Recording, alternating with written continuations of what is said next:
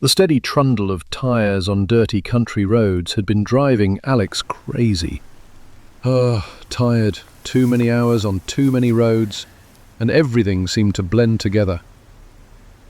Roads, forests and towns had long dissolved into maddening mundanity, which made every day the same as the last. Being a truck driver surely wasn't easy, but they didn't exactly require a degree, and somebody had to work this job after all. The winter felt especially brutal here. The cold wasn't some intense beast like Alex had first thought. It was more akin to a parasite, one which gnawed on him at all times, sapping his strength and his energy, rendering the already boring landscape a lifeless husk. He'd taken a back road through the woods. If there was anything he hated more than the biting cold, it was being stuck in traffic. The scarcely paved country roads were rough, but they were kinder than the drivers. However, the place wasn't without its misgivings. Over the last couple of hours, Alex had fallen under a certain kind of spell. He was on autopilot, barely at the wheel.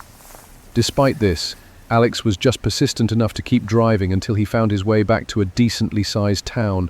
Instead of pulling off and going to bed, just persistent enough to take his chances with 2 hours of sleep, built on a foundation of all-nighters. Perhaps it wasn't a good idea. Perhaps he was driving half drunk.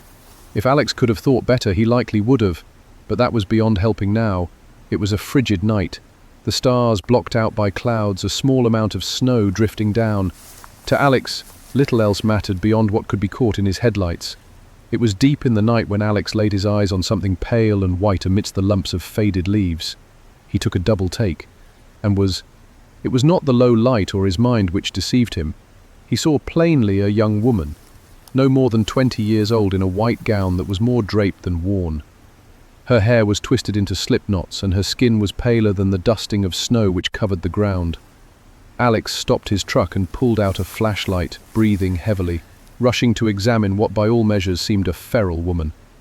When his light fully shone on her, she turned to him and gave him a look more akin to a deer's than a person's.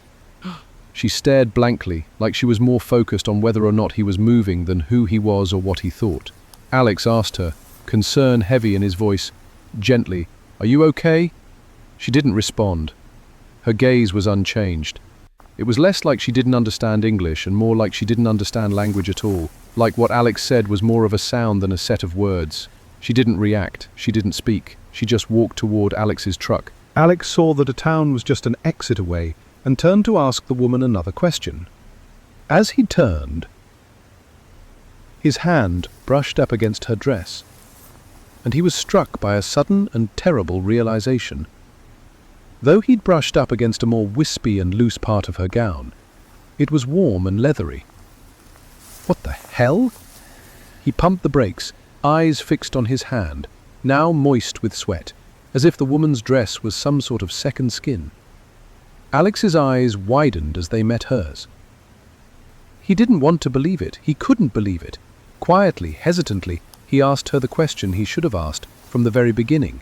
"What are you?" The woman's mouth opened.